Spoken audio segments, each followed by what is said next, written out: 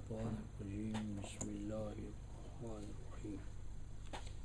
عزیز طلبہ و طالبات، آج کا درس سورہ البقرہ کی آیت 240 سے شروع ہو رہا ہے اور آج اکتوبر کی 23 تاریخ ہے، اور ہمارے درس کا جو موضوع ہے پہلے مرحلے میں وہ عائلی زندگی اور عائلی زندگی میں مطلقات اور ان کے احکام، اور مطلقات سے آگے بڑھ کر ایسی خواتین کہ جن کے خاوند وفات پا جائیں یا گم ہو جائیں لمبی مدت کے لیے، گم شدہ افراد جن کا پتہ نہ چلے اور حکماً وہ بھی موتی کے حکم میں آ جائے، تو اس حوالے سے گفتگو ہو رہی تھی، اور آج بھی آیت نمبر 240 میں اسی موضوع کا تسلسل ہے۔ اب ان حضرات کو معلوم ہوگا کہ آیت نمبر 240 جو ہے یہ جس طرح کا مضمون اپنے اندر رکھتی ہے، اسی طرح کا موضوع یا مضمون جو ہے اس سے پہلے سورہ البقرہ ہی کی آیت 234 میں آ چکا ہے۔ وہاں بھی یہی الفاظ تھے، والذین یتوفون منکم ویذرون ازواجا، وہی الفاظ اب ہمارے سامنے آ رہے ہیں آیت نمبر 240 میں کہ والذین یتوفون منکم ویذرون ازواجا، یعنی جہاں تک ابتدائی الفاظ کا تعلق ہے وہ تو دونوں کے ایک ہیں، لیکن جہاں تک حکم کا تعلق ہے اس میں فرق ہے۔ حکم میں فرق کیا ہے؟ وہاں تھا یذرون ازواجن یتربصن بانفسہن اربعۃ اشہر وعشرہ، ان کے بارے میں فرمایا تھا کہ وہ 4 ماہ اور 10 دن تک انتظار کریں، 4 ماہ اور 10 دن انتظار کریں۔ اور یہاں یہ ارشاد فرمایا جا رہا ہے کہ وصیۃً لازواجہم متاعًا الی الحول غیر اخراج، یہاں حکم یہ نہیں بیان کیا جا رہا کہ وہ کتنی مدت کے لیے انتظار کریں، یعنی ان کی جو عدت ہے، عدت کی جو ماقبل صورت تھی وہ تھی 4 ماہ اور 10 دن، اور اب وہ 4 ماہ اور 10 دن کی بجائے پورے 1 سال تک ان کو حکم دیا جا رہا ہے کہ وہ گھروں سے نہ نکلیں، اپنے خاوندوں کے گھروں سے۔ تو یہ جو حکم کا تنوع ہے، حکم کا اختلاف ہے ما قبل اور ما بعد میں، کہ پہلے 4 ماہ 10 دن اور اب 1 سال، تو اس سے ہم یعنی جو قرآن کے حوالے سے غور و فکر کرنے والے افراد ہیں تو ہم اس طرح پہنچے ہیں کہ یہ حکم 2 الگ الگ سچویشن یا صورت احوال کے حوالے سے ہے۔ پہلا حکم ہے کہ جب بالفعل خاوند فوت ہو جائے، یعنی 234 اس صورت احوال کے لیے ہے کہ خاوند بالفعل فوت ہوا طبی طور پر، اور طبی طور پر اس کے وفات پانے کے بعد جب حالت میں اس کو یعنی زوجہ کو حکم ہو رہا ہے کہ وہ 4 ماہ اور 10 دن تک انتظار کرے، اور 4 ماہ اور 10 دن گزار لینے کے بعد وہ دوبارہ کسی سے اگر شادی کرنا چاہتی ہے تو کر لے، اسے اجازت ہے، وجوب نہیں ہے کہ لازماً وہ کرے، وہ اس کے اختیار پر ہے، ڈسکریشن ہے، چاہے کرے نہ کرے، لیکن اگر کرنا چاہتی ہے تو 4 ماہ اور 10 دن اسے انتظار کرنا ہوگا۔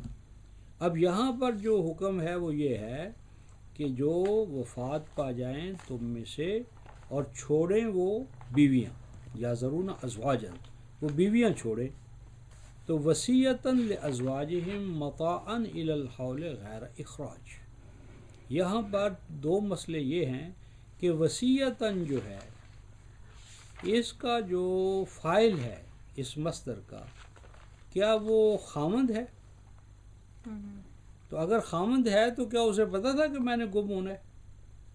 یعنی یہاں ہم وفات سے حکماً وفات لے رہے ہیں، یعنی اصلاً ہمارا فہم یہ ہے کہ یہ گم شدہ حضرات کے بارے میں ہے، یعنی جو مفقود الخبر ہو جائے، اس کی خبر ہی پتہ نہ چلے کہاں ہے کہاں نہیں ہے، تو ایسی سچویشن میں یہ ہے حکمی موت، حکمن موت ہے، بالفعل موت نہیں ہے۔ بالفعل جو طبی موت ہے اس کا پہلے حکم آ چکا ہے۔ اب یہ صورت پیدا ہو جاتی ہے کہ وہ وفات کا ہمارے پاس کوئی یقینی علم نہیں ہے، لیکن وہ غائب ہے، اور غائب ہے اور پتہ نہیں کب آئے گا۔ تو ایسی صورت کے اندر کیا عورت کو کیا کرنا چاہیے؟ تو جس طرح کل میں نے کہا تھا کہ ہمارے فقہا نے، احناف نے تو 90 سال کا یعنی قضیہ یا حکم جو ہے وہ قائم کیا ہے کہ 90 سال تک انتظار کرے، تو معنی یہ ہے کہ کبھی بھی نہ اس کا عقد ثانی ہو ہی نہیں سکتا، 90 سال تو آج عمریں بھی نہیں ہے۔ بعض فقہا نے کہا 12 سال انتظار کرے، بعضوں نے کہا 6 سال انتظار کرے، اور بعض حضرات نے کہا 3 سال انتظار کرے۔ اب یہ جو آراء کا تعدد ہے، 90 ہے، 12 ہے، 6 ہے، 3 ہے، یہ اس کا تعدد بتا رہا ہے کہ یہ حکم الہی نہیں ہے، یہ انسانی اجتہاد ہے۔ ہر مجتہد جو ہے وہ یہ کوشش کر رہا ہے کہ ایک طرف کو تکلیف کا حکم جو ہے، تکلیف کم سے کم ہو، بھئی 90 سال تو ممکن ہی نہیں ہے، 12 سال بھی لمبی مدت ہے، 6 سال بھی لمبی مدت ہے، تو 3 سال کر دیا جائے۔ یعنی ایک طرف تو اس کی تخفیف ہے جو وہ مدت میں، اور دوسری طرف اس کا یہ ہے کہ ہونا ہو ایسا بھی ہو سکتا ہے وہ آ ہی جائے، تو آ جائے تو پھر کیا ہوگا؟ تو آ جانے کے امکان کو بھی سامنے رکھا، اور خاتون کے خانہ جو ہے اس کی تکلیف کو بھی سامنے رکھا، تو ایک مڈل وے، درمیانی راستہ اختیار کیا۔ تو ایسی صورت کے اندر معلوم ہوتا ہے کہ یہ مسئلہ اجتہاد پہ چھوڑ دیا گیا، اور اجتہاد جو ہے وہ قاضی کی حالات کی وہ تقاضے پر اس کو چھوڑ دیا جائے۔ لیکن ایک بات قرآن متعین کہتا ہے، وہ یہ کہتا ہے وصیۃً لازواجہم متاعًا الی الحول غیر اخراج۔ اب یہ جو وصیت ہے یہ کس کی طرف سے ہے؟ اللہ کی طرف۔ ایک صورت یہ ہے کہ یہ وصیت ہے، یعنی جو سابقہ ہمارا تصور ہے نا، وہ یہ ہے کہ یہ آیت اب منسوخ ہو گئی ہے، یہ آیت اب منسوخ ہے، اب وہی آیت جو پہلے آ چکی ہے وہی چلے گی۔ حالانکہ قانون یہ ہے کہ منسوخ پہلے آتا ہے اور ناسخ بعد میں آتا ہے، یعنی منسوخ اور ناسخ کے مابین ایک طبی ترتیب ہوتی ہے، منسوخ پہلے آتا ہے اور ناسخ بعد میں آتا ہے۔ یہاں جو ہے وہ ناسخ پہلے آ گیا اور منسوخ بعد میں لا رہے، تو یہ ذہن قبول نہیں کرتا۔ اور دوسری بات یہ ہے کہ یا اگر ہم اپنے معنی میں لیں کہ گم شدہ کوئی یا مفقود الخبر ہو رہا ہے، تو کیا وہ اسے پتہ ہوگا کہ میں نے گم ہو جانا ہے، اور میں چونکہ گم ہونے والا ہوں، مفقود ہونے والا ہوں، مجھے اغوا کر لینا، تو وہ وصیت کر جائے اپنے کہ بھئی اس کے ساتھ یہ کرنا۔ تو ہم سمجھتے ہیں کہ یہاں وصیتاً اللہ تعالیٰ کی طرف سے، اور اس کی جو ایگزیکیوشن ہے وہ ریاست کی طرف سے ہے، یعنی یہ جوڈیشری کو حکم دیا جا رہا ہے، یعنی اللہ تبارک و تعالیٰ جوڈیشری کو، عدلیہ کو، ثالثی کونسل کو، ارباب بست و کشاد کو یہ حکم ارشاد فرما رہے ہیں کہ وصیتاً لازواجہم متاعاً الی الحول، کہ ایسی خواتین کو وصیت کرو، ریاست وصیت کرے ورثہ کو کہ ورثہ کو یہ کہو کہ تم 1 سال تک انتظار کرو، اور اس 1 سال کے اندر جتنا بھی نان و نفقہ ہے، خرچہ ہے، وہ جو انداز زیست پہلے سے چلا آ رہا ہے اس کو برقرار رکھا جائے، یعنی 1 سال تک اس کی آمد کا انتظار کیا جائے، اور اس 1 سال کی مدت کے دوران جو بیوی ہے اسے تمام مراعات، تمام سہولتیں، تمام جو اس کے حقوق ہیں، وہ متاع سے وہ تمام حقوق مراد ہیں، یعنی اس کا سکنا ہے، رہائش ہے، نان و نفقہ ہے، جو کچھ اس کو خاوند کی طرف سے مل رہا تھا، وہ اگر خاوند کی میراث ہے ورثہ ہے، وسائل ہیں، تو وہ اس میں سے ادا کیے جائیں گے. اور اگر نہیں ہے تو اس کا جو قریب ترین وارث کون ہوگا؟ مثلاً بیٹے ہیں یا بھائی ہیں یا ماں باپ ہیں، تو اس سے اس کو یہ تمام سہولتیں عطا کی جائیں گی، ملتی رہیں گی. تو متاعاً الی الحول غیر اخراج. اب یہاں دو چیزیں آ گئیں. ایک تو ہو گیا کہ چلو جی متاع تو ہم دیتے ہیں، ساز و سامان، لیکن یہ گھر چھوڑ دے. نہیں، ایسا نہیں ہونا. دونوں چیزیں یک وقت ہیں. مال و متاع، ساز و سامان بھی اس کو دو، اور اس کے گھر سے بھی مت نکالو، بے گھر نہ کرو. غیر اخراج، اس کو گھر سے نکالا نہیں جا سکتا. دو چیزیں بیک وقت رہیں گی. گھر بھی اس کے پاس رہے گا، گھریلو سہولتیں، رہائشی سہولتیں بھی اس کے پاس رہیں گی، اور مزید برآں جو اس کا نان و نفقہ ہے یا اس کے بچے ہیں ان کی تعلیم اور تربیت ہے، تو وہ اخراجات بھی پورے کرنے پڑیں گے، اور اخراج نہیں ہو سکتا، ان کو نکال نہیں سکتے. پھر فرمایا فَإِنْ خَرَجْنَا، یعنی اصول حکم تو یہ ہے کہ تم نہیں نکال سکتے، لیکن اپنے طور پر وہ کو نکلنا چاہے 1 سال کے بعد. ہاں نہیں 1 سال کے اندر، 1 سال کے اندر ہی وہ نکلنا چاہتی ہیں. کہتی ہیں جی نان و نفقہ تم دو، میں اپنے ماں باپ کے پاس چلی جاتی ہوں، بھائیوں کے پاس چلی جاتی ہوں، یا میں کسی اور جگہ شفٹ ہو جاتی ہوں. یعنی اگر از خود وہ ایسا کرنا چاہے اپنے مفاد میں، تو اس کو ان فعلنا، اگر وہ اپنے طور پر یہ فیصلہ کرے، فلا جناح علیکم، تو تم پر یہ گناہ نہیں ہے کہ تم اس کو وہ کرنے دو. یعنی تم تو اس کو راستے میں رکاوٹ نہ ڈالو. فَإِنْ فَعَلْنَا، اگر وہ اپنے حق میں فی ما فعلنا فی انفسہن من معروف، یعنی لیکن قانون کے دائرے کے اندر رہتے ہوئے. یعنی مراد یہ ہے کہ جان بوجھ کر ان ورثاء کو تنگ کرنا نہ ہو، ایسی جگہ چلی جائے کہ جہاں یہ چاہتے نہیں ہیں. جس طرح خاندانوں کے اندر بعض اوقات غلط فہمیاں ہوتی ہیں یا دشمنیاں ہوتی ہیں یا ایک دوسرے کو برداشت نہیں کرتے، تو خام خواہ انہیں ٹیز کرنا مطلوب نہ ہو. یعنی مقصود بھلائی ہو، لیکن اس بھلائی کے پیمانے بھی ایسے ہونے چاہیے کہ فریقین کا، دونوں خاندانوں کا جو مفاد ہے اس کو خوش اسلوبی سے انجام دیا جائے.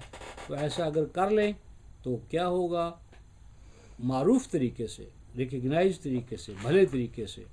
اور واللہ عزیز الحکیم، اللہ تبارک و تعالی جو چاہیں حکم دے سکتے ہیں، لیکن عزیز کے ساتھ کیا ہے؟ حکیم ہے. لہٰذا وہ من مانی نہیں کرتے. ہر عزت کے پیچھے کیا ہوتی ہے؟ حکمت ہے. یہاں جہاں بھی صفات کا کمبینیشن آتا ہے نا، صفات الہیہ کا، یہ کمبینیشن ہماری تربیت کے لیے ہے. ہمیں بتانا مقصود ہے کہ دیکھو حکومت تو بڑی اچھی بات ہے، لیکن حکومت کی بنیاد حکمت پہ ہونی چاہیے. مجرد ڈکٹیٹرشپ اور من چاہیے اور جو چاہو وہ کر لو، کوئی حکمت نہیں ہے، کوئی فلسفہ نہیں ہے، کوئی وزڈم نہیں ہے، تو یہ سنت اللہ کے خلاف ہے. عزیز ہو تو ساتھ حکیم بنو. حکمت کو جو ہے نا وہ اپنے غلبے اور حکومت کی بنیاد بناؤ. فرماتے ہیں وَلِلْمُطَلَّقَاتِ مَتَاعٌ بِالْمَعْرُوفِ حَقًّا عَلَى الْمُتَّقِينَ. یہاں ایک نیا مسئلہ، یہ جو آیت آ رہی ہے نا، اس میں ایک نیا مسئلہ پیدا ہو رہا ہے. وہ یہ ہے کہ ماقبل جو 1 سال کی مدت تھی، اور 1 سال کی مدت کے بعد اب آ رہا ہے وَلِلْمُطَلَّقَاتِ. تو اس لیے اس سے یہ سمجھا گیا ہے کہ 1 سال جو اس کا دورانیہ ہے نا، وہ عدت میں کاؤنٹ نہیں ہوگا. یعنی وہ 1 سال جو گزرے گا نا، اس کے بعد دوبارہ اسے عدت گزارنی پڑے گی. یعنی وہ جو ماقبل عدت کا قانون تھا، یعنی اسے 1 سال تو انتظار میں گزرا. 1 سال انتظار میں گزار لینے کے بعد اب مزید اس کو 4 ماہ 10 دن گزارنے پڑیں گے. بعض کہتے ہیں کہ نہیں، وہ جو اس نے 1 سال گزارا ہے اس میں 4 ماہ 10 دن تو خود بخود آ گئے، لہٰذا اب اس کی وہ کیا ہے، کوئی ضرورت نہیں ہے. تو یہ بھی ایک فقہ کا یا فہم کا ایک اختلاف ہے. تو جو لوگ کہتے ہیں، جن میں ہم بھی شامل ہیں، ہم سمجھتے ہیں کہ وللمطلقات جو بعد میں آ رہا ہے، اگر اس کا قریب ترین تعلق اس کے ساتھ جوڑا جائے تو یہ مفہوم متعین ہوتا ہے، کیونکہ پہلا کر لینے کے بعد یعنی ان کو وہاں ہی مطلقات شمار کر دیا جاتا، تو وہاں مطلقات شمار کرنے کی بجائے آگے جو یہ شمار کیا جا رہا ہے، تو اس میں ایک تو یہ بات ہے، اور دوسری بات یہ ہے کہ 1 سال کا جو عمل ہے اس دوران اس کی جائیداد بھی تقسیم نہیں ہونی چاہیے، کیونکہ اگر جائیداد تم نے تقسیم کر دی اور وہ آ گیا تو پھر کیا ہوگا؟ کیا وہ واپس کریں گے اس کو؟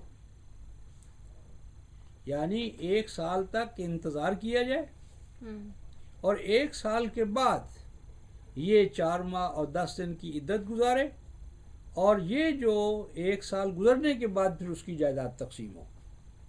یعنی اب یہ جو قرآن حکیم کے جو الفاظ ہوتے ہیں نا، یہ ہوتے ہیں کیا؟ قرآن کے الفاظ ہوتے ہیں مسانیہ 39/23 میں۔ مسانیہ کا کیا معنی ہے؟ Many folded, having so many layers, پرت، یعنی ان آیات میں ایک سے زیادہ جو پہلو ہوتے ہیں تو وہ حکمت الہیہ پر مبنی ہوتے ہیں، تاکہ تمام جو سچویشنز پیدا ہونی ہیں ان پر وہ حاوی ہو سکے۔ اور دوسری بات یہ ہے کہ چونکہ اب دیکھو یہی قرآن جو ہے میرے اور آپ کے لیے ٹیکسٹ ہے، یہی قرآن آج سے قرب قیامت تک کا جو سائنٹیفک مائنڈ ہوگا اس کے لیے بھی یہی قرآن ٹیکسٹ ہے۔ جو آج ہمارا علم ہے سائنسز کا، اس کا بھی قرآن موضوع ہے، اور جو قیامت تک سائنسز نے ڈیولپمنٹ کرنی ہے، ڈسکوریز کرنی ہے، اس کے لیے بھی یہی قرآن ہوگا۔ ہو سکتا ہے کہ آج اس قرآن میں ہمیں وہ معنی نظر نہ آ رہے ہو جو آنے والا انسان دیکھے گا، الفاظ تو وہی ہیں۔ جس طرح کہ یہی کائنات ہے نا ہمارے سامنے، یہی کائنات نیوٹن کے سامنے بھی تھی، یہی کائنات آئنسٹائن کے سامنے بھی تھی، تو اسی کائنات میں آئنسٹائن نے کچھ اور چیز اخذ کی، نیوٹن نے کچھ اور کی، کیپلر اور یا اس جیسے اور افراد پہلے بھی آ رہے تھے۔ تو گویا کہ کائنات کا مطالعہ یا زاویہ جو ہے وہ آپ کے بیک گراؤنڈ سے، جو آپ کا جو آبزرور ہے، آبزرور کا بیک گراؤنڈ بھی فطرت کے اندر جو پوشیدہ امکانات ہوتے ہیں ان کو ایکسپلور کرنے کا باعث بنتا ہے۔ تو اس لیے قرآن جو ہے وہ مسانیہ ہے، اس لیے اگر ایک آیت میں یا ایک ترکیب میں ایک سے زیادہ معنی پیدا ہو رہے ہوں اور وہ کنٹراڈکٹری پوزیشن میں نہ ہو، شرط یہ ہے کنٹراڈکٹ نہ کریں، ایلیبوریٹ کریں، کنٹراڈکٹ نہ کریں، تو ان تمام معانی کو ہم قبول کرتے ہیں اور ہم اس ورائٹی یا تنوع کو اپریشیٹ کرتے ہیں۔ لہذا یہ کوئی بات نہیں جی کل آپ یہ کہہ رہے تھے آج یہ کہہ رہے ہیں، بھئی کل کا جو ہمارا مفہوم تھا وہ جن دلائل پہ مبنی تھا، آج جو بات کہہ رہے ہیں وہ بھی قرآن کے دلائل ہے، اور وہ تنوع ہے، ورائٹی ہے، اس کو مزید ایلیبوریٹ ہم کر رہے ہیں، نفی نہیں کر رہے، نیگیشن نہیں کر رہے۔ تو اس لیے جو بزرگ یہ کہتے ہیں کہ مطلقات بعد میں جب آ رہا ہے تو اس کا مطلب ہے کہ 1 سال کا تو مسئلہ انتظار کا تھا، اب مطلقات کا حکم اس پر ہوگا، اور مطلقات ہونے کے ناطے سے وہ تمام ساز و سامان جو اس کو مل رہا تھا وہ 4 ماہ اور 10 دن تک ملے گا۔ اور حقاً علی المتقین، اہل تقوی پر ایسا کرنا واجب ہے۔ اور چونکہ یہ ایک نئی سچویشن پیدا ہو رہی تھی، اس لیے فرماتے ہیں کذالک یبین اللہ لکم آیاتہ لعلکم تعقلون۔ بہت اہم آیت ہے، اور یہ یاد رکھو قرآن فہمی کے اصولوں میں اس کو بڑا مقام حاصل ہے۔ ہر آیت کے خاتمے پر جو چھوٹا سا فکرہ آتا ہے نا، وہ دراصل جسٹ ہوتا ہے پوری آیت کا، یعنی اس میں خلاصہ آ جاتا ہے ایک منیمائز کرتے ہوئے۔ فرمایا کہ اور اس طرح اللہ اپنی آیات کی تبیین کرتا ہے، کھولتا ہے، ان کو ایلیبوریٹ کرتا ہے، اور یہ جو آیات الہی کی ایلیبوریشن ہے، اس کو ایکسپلین کرنا ہے، اس کی وضاحت اور توضیح کرنا ہے، کیوں کرتا ہے؟ لعلکم تعقلون، تاکہ تمہیں یہ کیسز ایسے ہوتے ہیں انالیٹیکل، تاکہ تمہیں غور و فکر کا فن آ جائے. جس طرح کہ ایک آپ جانتی ہیں کہ جب MBBS وہ کر لیتے ہیں نا تو ان کو 6 ماہ ہاؤس جاب کرنا پڑتا ہے. ہاؤس جاب وہ کس طرح کرتے ہیں؟ اطباء کی نگرانی میں، اور ان کو کیسز دیے جاتے ہیں، بھئی یہ کیس کرو، یہ کیس کرو، یہ کیس کرو، اور وہ اس کو چیک کرتے اور پھر اس کو ساتھ ساتھ کیا کرتے ہیں؟ رہنمائی دیتے. اسی طرح ہمارے وکلاء جو ہیں ان کے لیے بھی ہوتی ہے کہ اپنے سینئرز کے ساتھ بھئی اتنے عرصے کرو، تو وہ کرو گے تو اس کے بعد ہم تمہیں اجازت دیں گے پریکٹس کرنے کی. تو اللہ تعالیٰ پریکٹیکلی ہمیں مثالیں لا کر ان کو ایلیبوریٹ کرتا ہے تاکہ اس جیسی سچویشن اور ان سے ملتے جلتے مواقع کے اندر ہم عقل کو استعمال کرنے کا ہم فن سیکھ لیں. تو یبین اللہ لکم آیاتہ لعلکم تعقلون. یہاں پر وہ جو باب الاحکام تھا وہ خاص عائلی زندگی کا باب مکمل ہوتا ہے. اب عائلی زندگی کے بعد بات ہو رہی تھی 2 چیزیں، 2 مضمون یہاں چلیں گے، ایک قتال اور دوسرا انفاق. قتال اور انفاق یہ اگلی صورت میں مستقل موضوع بنیں گے، قتال اور انفاق. اب یہاں قتال کا موضوع شروع ہو رہا ہے، لیکن اس قتال کے موضوع میں مثال جو ہے وہ بنی اسرائیل سے لائی جا رہی ہے. ارشاد ہوتا ہے أَلَمْ تَرَ إِلَى الَّذِينَ خَرَجُوا مِنْ دِيَارِهِمْ وَهُمْ أُلُوفٌ حَذَرَ الْمَوْتِ فَقَالَ لَهُمُ اللَّهُ مُوتُوا ثُمَّ أَحْيَاهُمْ إِنَّ اللَّهَ لَذُو فَضْلٍ عَلَى النَّاسِ وَلَكِنَّ أَكْثَرَهُمْ لَا يَشْكُرُونَ. اکثر الناس لا یشکرون. کیا تم نے غور کیا؟ علم ترا جو ہے یہ رویت کے لیے آتا ہے. رویت کبھی قلب کی ہوتی ہے اور کبھی قالب کی. کبھی رویت جو ہے وہ آنکھوں کی ہوتی ہے اور کبھی دل کی آنکھ، دل کی، جسے ہم کہتے ہیں اوپینین. اوپینین کو بھی عربی میں ماذا ترا، یعنی جس طرح ما رایک، ماذا ترا انت، ما ہوا رویتک، ما ہی رویتک، ماذا ترا انت، ما ہوا رایک. تو اسی طرح یہاں علم تر خاص جب الہ اس کے ساتھ آئے نا تو کسی سچویشن کے بارے میں غور و خوض کرنا، کسی فینومینا آف نیچر پر غور و خوض کرنا. اب ایک قوم کا ایک واقعہ مظہر سامنے لایا جا رہا ہے کہ دیکھو یہ ہے سچویشن غور کرنے کی، اور یہ جو سچویشن ہے یہ ہماری اصل میں سچویشن ہے جو 1947 میں ہمارے ساتھ ہوئی. ہم تو اپنے آپ کو کہتے ہیں کہ ہم مہاجر ہیں، لیکن حقیقت میں ہم مہاجر نہیں ہیں. ہجرت ہم سے کروائی گئی ہے. ہجرت ہم نے کوئی شعوری عمل کے طور پر تو نہیں کی، نہ ہمارے ایمان کا تقاضا تھا. تو کیا فرماتے ہیں، کیا غور کیا تم نے ان لوگوں کے بارے میں خرجوا من دیارہم، جو نکل آئے اپنے گھروں سے، زمینوں سے، جائیدادوں سے، وطن سے، اور کس طرح نکلے؟ وہم الوف، ان کی تعداد کوئی تھوڑی نہیں تھی، ہزاروں پر مشتمل تھی. کیا معنی یہ ہے کہ اتنی تعداد میں ہو کر پھر تم ہجرت کرنے پر مجبور ہو گئے. مطلب یہ تھا کہ اتنی تمہاری بڑی تعداد تو تم نے کوئی سٹینڈ ہی نہیں لیا. بھئی ہم کہاں جائیں؟ جدی پشتی ہم اس زمین میں پیدا ہوئے ہیں، اس زمین پر اگر تمہارے حقوق ہے تو ہمارے حقوق نہیں ہے. کیوں جائیں بھئی؟ کیوں چھوڑیں اپنی مساجد، اپنے ادارے، اپنی تعلیم گاہیں چھوڑ کر اب مسکنت کی حالت میں ہم کیوں جائیں؟ یعنی مجھے یاد ہے کہ ہم جب چھوڑ کر آئے ہیں تو ہمیں جھگی ملی، اور جھگی کا یہ حال تھا کہ وہ پانی جب بارش آتی تھی نا تو ٹپ ٹپ ہی نہیں کرتی تھی بلکہ پوری موسلادھار نیچے آتی تھی، اور سارا فرش مٹی کا تھا، تو اس میں ہم گڑھا کھود کر وہ پانی جو ہے وہ باہر نکالتے تھے اور یہ دسمبر اور جنوری کی ایک بارش کا حال تھا. یعنی ان بیچاروں کے پاس گھر تھے، سب کچھ تھا، وہ اس حالت میں آ گیا کہ وہ ان کو کوئی سر چھپانے کے لیے نا جھونپڑا بھی نہیں ملا.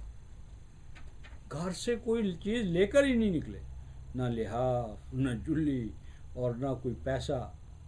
ہاں جی، اس حالت میں وہ ہم الوف، ہزاروں لاکھوں کی تعداد تھی، اور وہ بے دست و پا ہو کر نکل رہے تھے. اور اللہ تعالیٰ فرماتے ہیں کہ وہ نکلے کیوں تھے؟ حاضر الموت. اصل میں ان کے لیے جان دینے کا جذبہ نہیں تھا. انہوں نے یہ فن سیکھا ہی نہیں تھا کہ عزت و کرامت کے ساتھ رہنا ہے، اور عزت و کرامت کے لیے کیا ہے؟ قربانی دینا پڑتی ہے، اور قربانی موت کی ہوتی ہے. حقیقت یہ ہے کہ جب تک کسی قوم کو مرنا نہیں آتا اسے جینے کا حق حاصل نہیں ہے. جینا اسی قوم کے لیے ہے جو مرنا جانتی ہے. جو فوجی عسکریت چھوڑ دے گی وہ قوم تباہ ہو جائے گی. اور ہمارا تو حال یہ ہے کہ مغلوں کے بعد انگریز نے اسلحہ رکھنے کے لیے پابندی لگائی. کوئی تو مسئلہ نہیں رکھ سکتے. اسلحہ وہ رکھے گا جو شریف ہوگا. شریف کون ہوگا؟ جس کو میں سرٹیفکیٹ دوں گا. اور اللہ تعالیٰ معاف کرے، اس کی وجہ سے اس حد تک ہمارے اندر حوصلے کا فقدان تھا کہ ہمارے بزرگ شہروں کے پاس سے گزرتے ڈرتے تھے. شہر خالی پڑے تھے. ایک انگریز پورے گاؤں کو آگے لگا. نہیں، جب ہم آ رہے تھے نا، پاکستان آئے ہیں، تو پورا بہاول نگر خالی تھا. ہمارے بزرگ حالانکہ فاضل دیوبند تھے. انہوں نے کہا نہیں بیٹے، نہیں بھائی، ایسا نہ ہمیں پولیس پکڑ لے. ہم تو دیہات کے رہنے والے. اگر انہوں نے پوچھا تم نے اس پہ کیوں قبضہ کر لیا تو ہم کیا جواب دیں گے؟ نہیں بھائی، ہم وہیں چلیں جہاں کوئی ہمارے رشتہ دار رہتے ہوں کسی گاؤں میں. تو پھر کسی گاؤں میں وہ پھر جو کچھ ہوا. تو یہ کیا تھا کہ سلیقہ، طریقہ، تربیت. یعنی وہ انگریز ہندو جو تھا وہ گینتیاں پکڑ کر چلانا سیکھ رہا تھا، اسلحہ کا پابند، اور گت کا، اور جو حروب فنون حرب ہے ان کو اکھاڑے بنا بنا کر سکھائے جا رہے تھے. اور ہم دوسری طرف جا رہے تھے. اور ایک بیچاری ٹوٹی پھوٹی ہم نے کھڑی کی علامہ صاحب نے، اور 40 بھوسبری بین لگا دی خاکسار. یعنی اگر خاکسار رہتے تو اتنا قتل نہ ہوتا. ان کے حفاظتی دستے وہ تربیت یافتہ تھے. ان کو بین ہی اس لیے کیا گیا کہ خطرے کے وقت، ضرورت کے وقت یہ مسلمان ایک دوسرے کے کام نہ آ سکے. 19 مارچ کو ان کو ختم کیا، اور 23 مارچ کو آپ کو پاکستان کی ڈائریکشن دے دی. چلو بھائی، اور طاقت کی کیا ضرورت ہے؟ کوئی فوجی ضرورت نہیں. ہم بغیر ایک قطرہ بہائے پاکستان ہم حاصل کر لیں. قائد اعظم علیہ الرحمہ کا تھا ایک قطرہ خون کا نہیں ہم نے دینا، اور پاکستان لے لینا. اور لاکھوں انسان، ان کی عزتیں، آبروئیں، لاشیں. یعنی گاڑی کو روک لیتے تھے اور پوری گاڑی کے اندر لاشیں بھر کر وہ جاؤ بھائی پاکستان کا تحفہ، اور اوپر گاڑی پہ لکھ دیتے تھے یہ فرسٹ ہے، پہلا تحفہ ہے پاکستان کا، اور ابھی اور انتظار کرو. اور دہلی کے اندر بیچارے جو رہ گئے. تو خیر، یہ جو ارشاد فرمایا جا رہا ہے حاضر الموت، موت کے ڈر سے. فقال لهم اللہ موتوا، اللہ تعالیٰ نے انہیں کہا مر جاؤ. اب یہاں قول سے کیا مراد ہے اور موتو سے کیا مراد ہے؟ کہ وہ بھاگے چلے جا رہے تھے اور اللہ نے کہا مار دو ان کو، اور وہ مر گئے سارے، موت ان پہ طاری ہو گئی؟ نہیں، ایسا نہیں ہے. یعنی جب وہ موت کے ڈر سے بھاگ رہے تھے تو یہ تقوینی قول ہے. قالا سے مراد یہاں لسانی قول نہیں ہے، اور موتو سے مراد ہے کہ اس موت کی حالت میں پڑے رہو. اللہ تعالیٰ کو کیا ضرورت ہے کہ وہ تمہیں زندگی دے؟ اگر کوئی قوم زندہ رہنا نہیں چاہتی، حیات باشرف کا نام ہے زندگی، تو جو قوم حیات باشرف نہیں چاہتی تو اللہ تبارک و تعالیٰ حیات باشرف کسی پر مسلط کرتا ہے؟ نہیں. فقال لهم اللہ موتوا، اللہ کا تقوینی امر یہ تھا مرنے دو ان کو. یعنی جو زندہ نہیں رہنا چاہتا، عزت کی زندگی قیمت نہیں دینا چاہتا، تو اس کا کوئی مقام نہیں ہے. فقال لهم اللہ موتوا، تقوینی طور پر ان کی سچویشن یا صورت حوال پر یہ کہا گیا کہ مرنے دو ان کو، مرنا ہے تو مرنے حیوانوں کی طرح۔ وہ فرمایا کہ ایک لمبی مدت تک ان کے اوپر موت طاری رہی، غلامی کی، قسم پرسی کی، در در ٹھوکریں کھانے کی۔ ثم احیاہم، پھر ان کے اندر کوئی قیادت پیدا ہوئی، قائد پیدا ہوا، امام پیدا ہوا، اور اس امام نے، قائد نے ان کو ایک عسکری زندگی، ایک نئی زندگی، غلامی سے نکال کر ان کو حیات نو یعنی آزادی کی زندگی، وہ آزادی کی زندگی ان کو عطا کی۔ اور غلاموں کو آزادی کی زندگی عطا کرنا، ان اللہ لذو فضل علی الناس ولکن اکثر الناس لا یشکرون، اللہ کا تو مزاج، اللہ تو چاہتا ہی یہ ہے کہ وہ انسانوں کو اپنے فضل سے نوازے۔ کیا معنی؟ اللہ تعالیٰ نہیں چاہتا کہ اس کی مخلوق جو ہے غلام ہو، محتاج ہو، در در کی ٹھوکریں کھا رہی ہو، قسم رسی کے عالم میں وہ ایک حالت سے دوسری حالت میں بھاگتی پھر رہی ہو۔ اللہ تعالیٰ تو ہاتھ پکڑنا چاہتے ہیں، لیکن آغاز کس کو کرنا پڑے گا؟ 8/53 میں ان اللہ لا یغیر ما بقوم حتی یغیروا ما بانفسہم، تبدیلی کا انیشیٹو تم نے لینا ہے، اللہ نے نہیں لینا۔ اللہ زندوں کا خدا ہے، کارساز زندوں کا خدا ہے، تم زندگی لینا چاہتے ہو، آگے بڑھو، فیصلہ کرو، اور فیصلے کے بعد استقامت، حالات کی سازگاری، نصرت، وہ اللہ تمہیں عطا کرے گا۔ فیصلہ تم نے کرنا ہے، تو اگر تم فیصلہ کرو تو اللہ تبارک و تعالیٰ صاحب فضل ہیں، لوگوں کو آزادی، خود مختاری، وراثت عطا کرتے ہیں۔ ولیکن اکثر الناس لا یشکرون، آزاد ہونے کے بعد وہ اس آزادی کی قدر نہیں کرتے، پھر اسی طرح وہ استبداد، ظلم، پھر وہی فرعون بن جاتے، فرعون کو نکالتے ہیں اور فرعون کی سیٹ پر بن کر خود فرعون بن کر بیٹھ جاتے ہیں۔ ولیکن اکثر الناس لا یشکرون، یہ آپ نے پہلے بھی ایک حوالہ دیا تھا، تو آج دوبارہ بتانا ہے کہ دیکھو یہ 129 آیت ہے سورہ الاعراف کی، کہ قوم کہہ رہی ہے اے موسیٰ تیرے آنے سے پہلے بھی ہم پر شدائد مصائب، تیرے آ جانے کے بعد بھی شدائد اور مصائب، حالات کوئی اچھے نہیں ہوئے، تو کیا اسی طرح ہم پستے رہیں گے؟ اوذینا من قبل ان تاتینا ومن بعد ما جئتنا، مصائب، ایذا، تکالیف، تعذیب کب ختم ہوں گے؟ قال عسى ربكم ان يهلك عدوكم، فرمایا کہ اب حالات کا اندازہ یہ ہے، رخ یہ ہے کہ تمہارا دشمن ہلاک کیا جائے گا، اور دشمن ہلاک ہو گیا تو کوئی خوشی کی بات تو نہیں ہے نا، خوشی کی بات تو تب ہے وَيَسْتَخْلِفَكُمْ فِي الْأَرْضِ، کہ تمہیں اقتدار ملے، تمکن ملے، استخلاف ملے، اس چیز سے، عذاب سے نجات پاؤ۔ اور آگے دیکھو کیا فرمایا، فَيَنْظُرَ كَيْفَ تَعْمَلُونَ، کہ دیکھو بھائی فرعون کی گدی پر بٹھا کر اللہ لمبی تان کا سو نہیں جائے گا، یہ نہ سمجھ لینا کہ اب تمہیں اقتدار دے دیا تو فار ایور دے دیا، جو چاہو کرتے رہو، تمہیں اس اقتدار سے کوئی نکالا نہیں جائے گا، محاسبہ نہیں ہوگا۔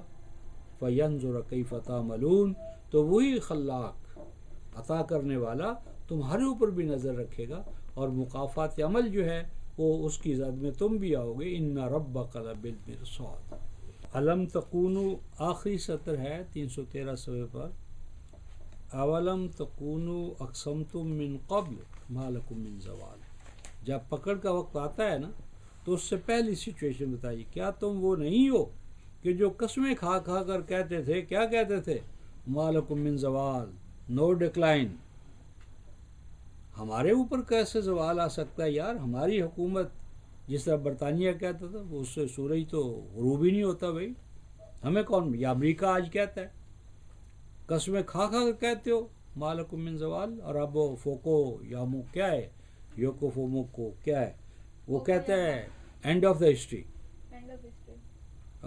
تاریخ ہی ختم ہو گئی ہے ہمارے اوپر۔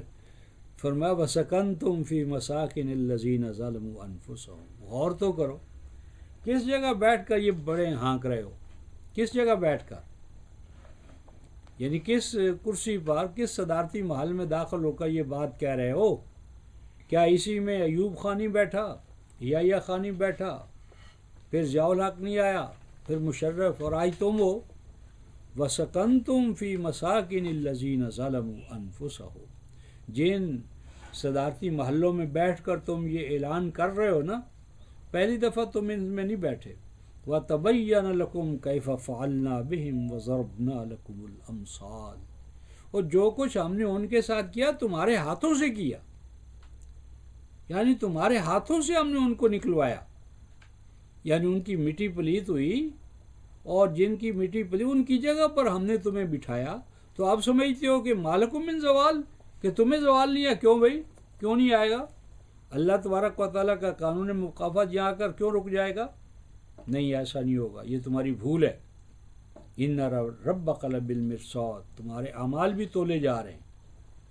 تو اب ہم واپس آتے ہیں، وَلَكِنَّ أَكْثَرَ النَّاسِ لَا يَشْكُرُونَ، قوت، اقتدار، تمکن پا کر نہ شکر گزاری ہوتی ہے، شکر گزاری نہ صحیح آزادی کا استعمال کرتے ہیں، اور نہ نماء الہی جو ہے ان کو خالق کے حوالے سے عطیہ سمجھ کر اس کے حقوق کے مظلوموں کو، مستضعفین کو اٹھائیں، ان کو اسی طرح غلام، پہلے وہ گورا آقا تھا، اب کالے انگریز اس کی جگہ پر بیٹھ مسٹر براؤن، تو صورت حوال میں کوئی تبدیلی نہیں آئی۔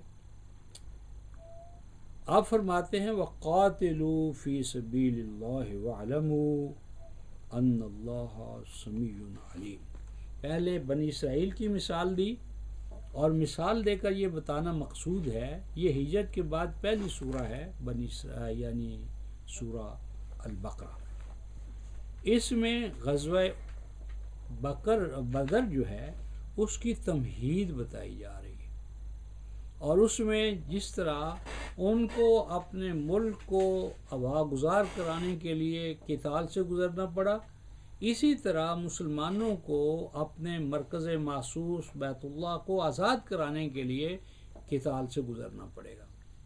تو یہ مثال بنی اسرائیل کی دی، مقصود یہ ہے کہ ان کی طرح بزدل نہ بننا۔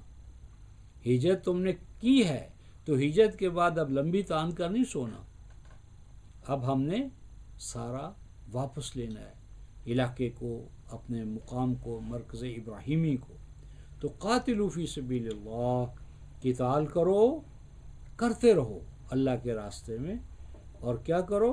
وَاعْلَمُوا أَنَّ اللَّهَ سَمِيعٌ عَلِيمٌ، جان لو کہ اللہ تمہاری پکاروں کو، جو تمہاری دعائیں ہیں، تمنائیں ہیں، اے اللہ ہمیں مرکز محسوس کا مالک بنا، اس کا تولیہ ہمیں عطا کر، اس کا اہل بننے کی توفیق دے، تمہاری دعائیں سنی جا رہی ہیں، لیکن ساتھ ساتھ علیم ہے، تمہاری داخلی سچویشن بھی دیکھ رہا ہے، کتنا تم اپنے آپ کو اہل بنا رہے ہو۔ دعاؤں کے ساتھ ساتھ اہلیت بھی تو شرط ہے، دعائیں تو وہ مانگ رہے ہو، لیکن اہلیت والا جو ہے نا وہ پلڑا بھی اپنا پورا کرو۔ اور جہاد کے ساتھ اب جو جہاد مال ہے اس کا حکم دیا جا رہا ہے، من ذا الذی یقرض اللہ قرضا حسنا فیضاعف له اضعافا کثیرا واللہ یقبض ویبسط والیہ ترجعون۔ فرمایا کہ کون ہے جو اللہ تعالیٰ کو، اور اللہ تعالیٰ سے مراد اس کے نظام کو غالب کرنے کے لیے، کتاب اللہ کو، اس کے نظام اقدار کو غالب کرنے، کون ہے جو قرض دیتا ہے؟ قرضہ میں نے بتایا تھا کہ یہ جو جانور ہیں وہ دو طرح کے ہیں، ایک ہیں جگالی کرنے والے، اور ایک ہیں جو جگالی نہیں کرتے۔ جو جگالی کرتے ہیں ان کے دو پوٹ ہوتے ہیں، اور وہ ایک طرف چارہ ڈالتے چلے جاتے ہیں، پھر بیٹھ کر آرام سے اس کو پیستے ہیں، اور پیسنے کے بعد پھر دوبارہ اس کو جو ہے نا وہ تحلیل اس کی کرتے ہیں۔ یہ حلال جانور، جس طرح اونٹ ہے، گائے ہے، بھینس ہے، یہ جو جانور جو ہیں اور بکری بھی اس میں شامل ہے، 2 پورٹ والے۔ تو یہ قرآن کے یہ جو چارہ لینا اور پھر اس کو پیس کر اگلے ہضم کے قابل بنانا کہ آگے جا کر پورا نظام جو ہے وہ چلے، یہ پروسیس قرض ہے۔ یعنی انسان جب اپنے وسائل کو مرکز کو دے دیتا ہے تو یہ مرکز کا کام ہے کہ وہ ان کو ساجل الحضب بنائے، وہ عیاشی میں نہ اڑا دے پیسہ، اس پیسے کو اس طرح بنائے کہ وہ امت کے لیے غذا کا، نشو و نما کا، آگے بڑھنے کا سبب ہو، یعنی معاشرے میں حسن پیدا ہو۔ حسن کب پیدا ہوتا ہے؟ جب اس میں توازن ہو، اعتدال ہو، اخوت ہو، مواخات ہو، بھائی چارہ ہو، مساوات ہو۔ تو یہ جو قرض وسائل کو الگ کر کے مرکز کو دے دینا ہے کہ اس کے نتیجے میں معاشرے میں حسن پیدا ہو، تو اگر تم ایسا کرو گے فَيُضَاعِفَ لَهُ أَضْعَافًا كَثِيرَةً، تو اللہ تبارک و تعالیٰ کئی گنا بڑھا کر ملٹیپلائی کر کے اس کے فوائد پورے معاشرے کو ملنے شروع ہو جائیں گے۔ پورا معاشرہ جو ہے وہ دیکھتے ہی دیکھتے کہاں سے کہاں پہنچے گا۔ واللہ یقبض و یبسط، اور اللہ تبارک و تعالیٰ کے ہاں دونوں صورتیں ہیں، جو کم لینا چاہتے ہیں رزق ان کو کم ملتا ہے، جو کشادہ لینا چاہتے ان کو کشاد، تو بس و کشاد کے اللہ تبارک و تعالیٰ نے پیمانے مقرر کر دیے ہیں، جو جس انداز میں چاہتا ہے اللہ تبارک و تعالیٰ دینے کے لیے ہر وقت آمادہ ہیں، تیار ہیں۔ لیکن دیکھو رزق پا لینے کا یہ معنی نہیں ہے کہ اب تم شترے میں مہار ہو گئے ہو۔ وَإِلَيْهِ تُرْجَعُونَ، رزق پانے کے بعد رزق کے انفاق کی جو ذمہ داری ہے کہ کیسے کرو گے کیسے نہیں کرو گے، اس کے کانسیکوینسز جو ہیں، نتائج جو ہیں وہ مکافات عمل کے تحت متعین ہوں گے، اور آخر کار تم نے اللہ کے پاس جانا ہے۔ ایک تو مکافات عمل کے حوالے وہ تو حیات دنیا میں بھی ہوتا ہے، اور ایک ہے اخروی حوالے سے کہ اس تمام نعما کا، مال کا، جو کچھ تمہیں اللہ نے عطا کیا ہے اس کے بارے میں تمہیں محاسبہ ہوگا، اس کے پاس تم نے لوٹنا ہے۔ اب وہ جو ماقبل بحث آئی تھی، بعض بزرگ تو کہتے ہیں کہ یہ اسی کے بارے میں ایک اگلی بات آ رہی ہے، لیکن بعض کہتے ہیں کہ نہیں، یہ ایک الگ سچویشن ہے، الگ ہے۔ تو دونوں صورتیں جو ہے وہ کچھ ماقبل سے ریزمبلنس بھی ہے اور ایک الگ بھی ہے۔ ابھی ہم دیکھتے ہیں، أَلَمْ تَرَ إِلَى الْمَلَإِ مِنْ بَنِي إِسْرَائِيلَ مِنْ بَعْدِ مُوسَىٰ إِذْ قَالُوا لِنَبِيٍّ لَهُمُ ابْعَثْ لَنَا مَلِكًا نُقَاتِلْ فِي سَبِيلِ اللَّهِ قَالَ هَلْ عَسَيْتُمْ إِنْ كُتِبَ عَلَيْكُمُ الْقِتَالُ أَلَّا تُقَاتِلُوا قَالُوا وَمَا لَنَا أَلَّا نُقَاتِلَ فِي سَبِيلِ اللَّهِ وَقَدْ أُخْرِجْنَا مِنْ دِيَارِنَا وَأَبْنَائِنَا فَلَمَّا كُتِبَ عَلَيْهِمُ الْقِتَالُ تَوَلَّوْا إِلَّا قَلِيلًا مِّنْهُمْ وَاللَّهُ عَلِيمٌ بِالظَّالِمِينَ۔ کیا تم نے اس گروہ کے بارے میں غور کیا جس گروہ کا تعلق بنی اسرائیل کے ساتھ تھا؟ اور یہ اس وقت کی بات ہے کہ جب موسیٰ موجود نہیں تھے، موسیٰ کے بعد کے حوالے سے یہ گروہ تھا، اور موسیٰ کے چلے جانے کے بعد، وفات پانے کے بعد، پاس و گزر جانے کے بعد یہ سچویشن پیدا ہوئی جب انہوں نے، لوگوں نے اپنے نبی سے کہا، جو نبی وقت تھا، کیا کہا؟ حبس لنا ملکن نقاتل فی سبیل اللہ، برپا کر دو، اٹھا دو، مقرر کر دو ہمارے لیے کوئی ملک۔ اس سے بعضوں نے یہ کہا ہے کہ اسلام میں ملوکیت جائز ہے، اسلام میں ملوکیت جائز ہے، ملوکیت کے جواز کو یہاں سے انہوں نے کشید کیا۔ حالانکہ ملوک کے بارے میں قرآن کا عمومی تصور کیا ہے یا تاثر کیا ہے؟ ان الملوک اذا دخلوا قریۃ افسدوها وجعلوا اعزۃ اہلها اذلہ، اور آگے وکذالک یفعلون۔ ملوکیت کا تو مزاج ہی ہے، ان الملوک اذا دخلوا قریہ، سورہ نمل میں، کہ جب وہ کسی بستی میں، تہذیب میں، کسی امت میں ملوکیت آ جاتی ہے، جعلوا اعزۃ اہلها اذلہ، وہ ہمیشہ وہاں جو خوددار لوگ ہوتے ہیں ان کو ہمیشہ کیا کرتے ہیں؟ ذلیل کرتے ہیں۔ ان کو ذلیل کر کے اپنے ماتحت کرتے ہیں اور بدماشوں کو اپنا قرب دیتے ہیں. کذالک یفعلون، ملوک کا مزاج ہی ہے. یہاں ملک کا معنی کنگ نہیں ہے بلکہ کمانڈر ہے. کیوں؟ آگے دیکھیے، نقاتل فی سبیل اللہ، ہم نے قتال کرنا ہے تو قتال کے لیے کوئی کمانڈر تو ہونا چاہیے. تو یہاں لیڈر، ملک سے مراد وہ لیڈر ہے کہ جس کی کمانڈ شپ میں آپ اللہ کے راستے میں قتال کر سکے، جہاد کر سکے. تو وہ جو قتال کرنے کا انہوں نے بتایا، قتال کرنا ہے، قائد مقرر کر دیجئے. تو نبی وقت نے کہا قَالَ هَلْ عَصَيْتُمْ إِن كُتِبَ عَلَيْكُمُ الْقِتَالُ، اور یار یہ بتاؤ کہ ایسا تو نہیں ہوگا کہ اگر تمہارے لیے قتال کو واجب قرار دیا جائے، ہاں بھئی کمانڈر مقرر ہو گیا، چلو قتال کے لیے چلتے، تو کیا کرو؟ اللہ تو قاتلو، کہو نہیں جی ابھی تو حالات اجازت نہیں دیتے، تو بعد میں ہم قتال کریں گے، ابھی نہیں کر سکتے. تو ایسا تو نہیں کرو گے؟ قالو، انہوں نے کہا وما لنا الا نقاتل فی سبیل اللہ، کیا ہو گیا ہے ہمیں کہ ہم اللہ کے راستے میں قتال نہ کریں؟ قتال کرنا تو ہم پر واجب ہے. کیوں واجب ہے؟ وقد اخرجنا من دیارنا وابنائنا، کہ ہمیں تو ہمارے گھروں سے نکال دیا گیا ہے، جائیدادوں سے محروم، ہم سے ہمارے بچے چھین لیے گئے. گویا قرآن یہ تسلیم کرتا ہے کہ جب کسی قوم سے اس کا علاقہ، اس کی جائیداد، ممتلکات، حتیٰ کہ ان کی بیویاں اور بچے چھین لیے جائیں یا یہ سچویشن پیدا ہو جائے، تو اس وقت قتال کرنا واجب ہے. جگہ نہیں چھوڑنی. جگہ چھوڑ کر کہاں جاؤ گے؟ اپنے حقوق کا دفاع کرو، یعنی حقوق کا دفاع کرتے ہوئے اپنے آپ کو شہید کر دو. تو چھوڑ کر، بھاگ کر بزدلوں کی طرح علاقہ چھوڑ دیا جی، تو کہاں جاؤ گے؟ کہاں تک چلتے چلے جاؤ گے؟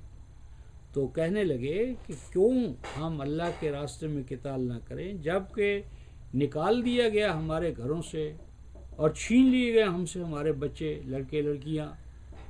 یہ تو ان کا موقف تھا کہ ہمیں تو ضرور قتال کریں گے.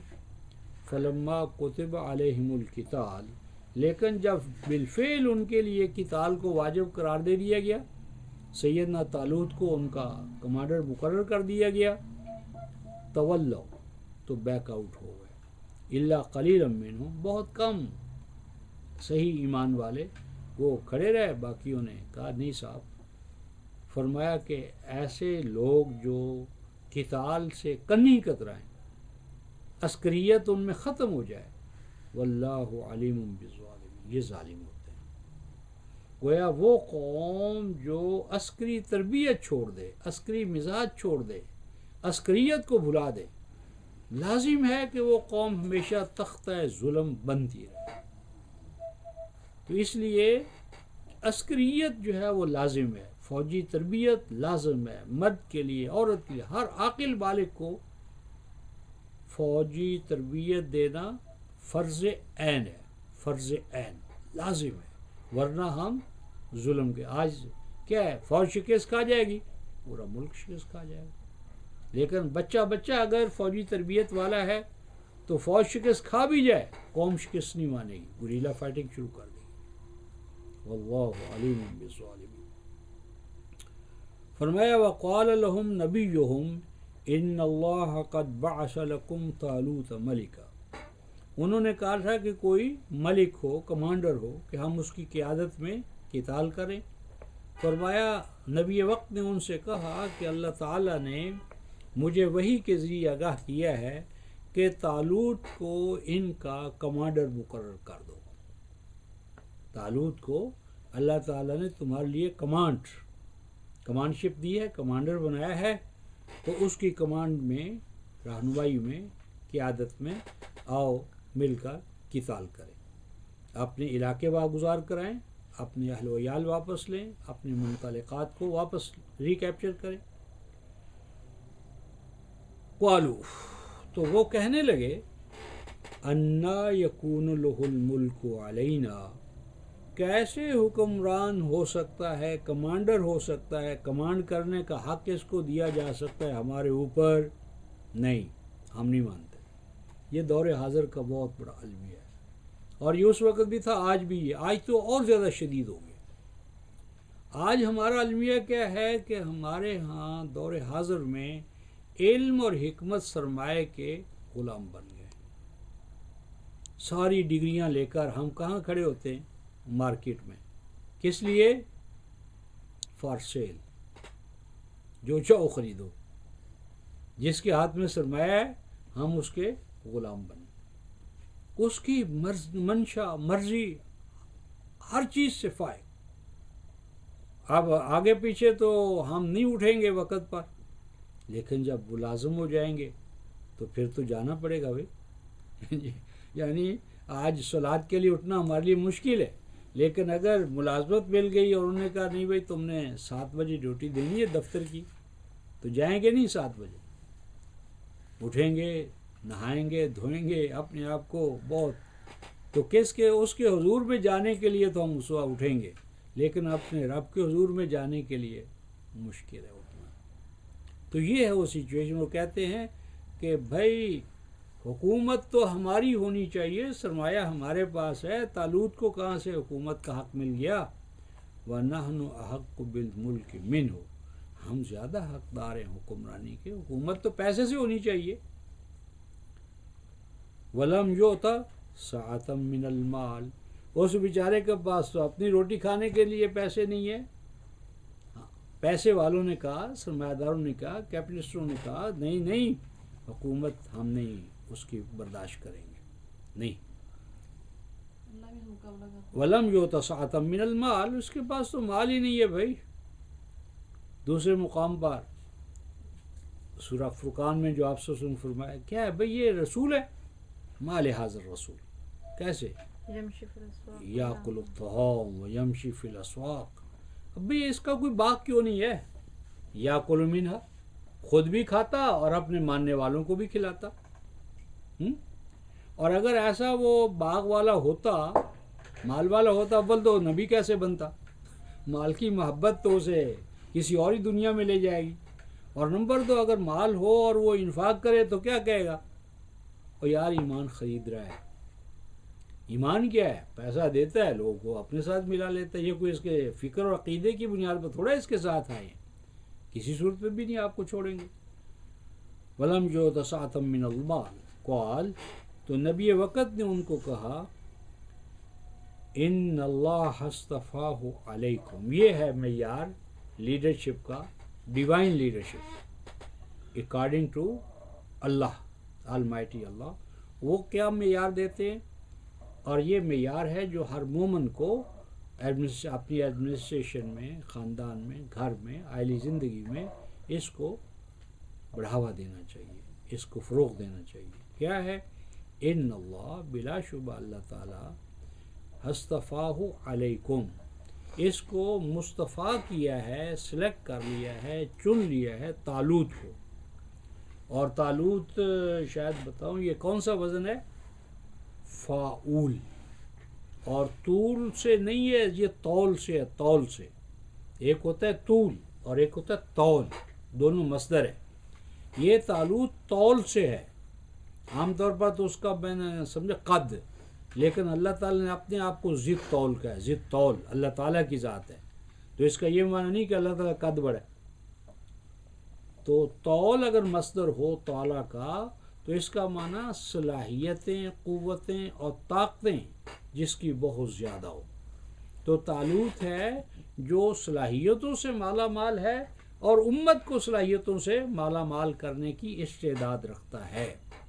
تو اللہ تعالیٰ نے اسے منتخب کیا ہے، سلیکٹ کر لیا ہے تمہارے اوپر۔ کیوں سلیکٹ کیا ہے؟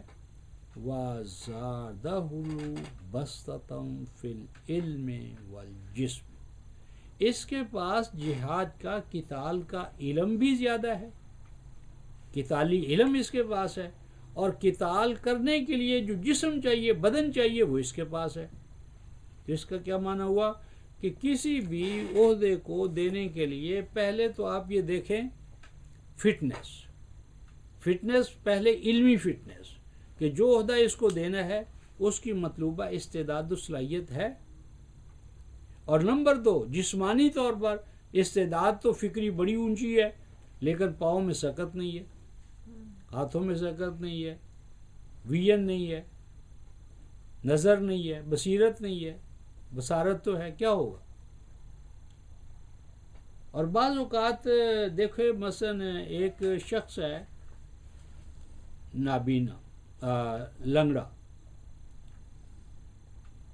या नाबीना, और दूसरा है आंखों वाला लेकिन है लंगड़ा, वो दोनों अगर इकट्ठे हो जाएं तो मंजिल तक पहुंच सकते हैं। किस तरह कि नाबीना जो है वो लंगड़े को अपने कंधों पर बिठा ले, उसकी टांगें कवी है, आंखें नहीं है, इसके पास आंखें हैं टांगें नहीं है, तो दोनों अगर कंबाइन कर ले अपने आप को और एक यूनिट बन जाए तो मंजिल तक पहुंच जाएंगे।